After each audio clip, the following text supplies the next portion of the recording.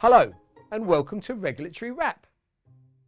This week we're diving into the SEC's continued transparency around which trigger factors can lead to investigations and how transparency is becoming a wider running theme with regulators.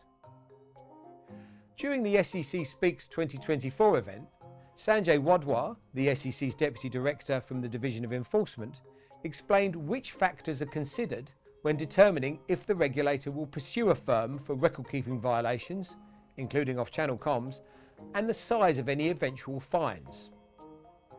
Wadhwa noted that an individualized assessment of each firm is carried out to ensure the size of the fine is adequate, considering the scope of the violations, the number of off-channel communications instances, and how many employees were involved. The SEC also considers potential mitigating factors, like the extent to which firms generally comply with regulation and the timely adoption of any new compliance solutions.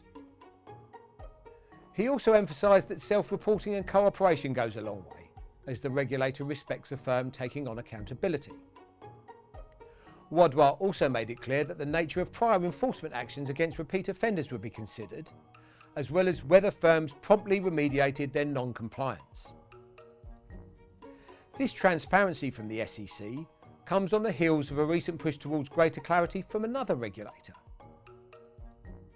The FCA recently adopted a new name and shame approach to enforcement and explained when they'll employ this while investigating firms.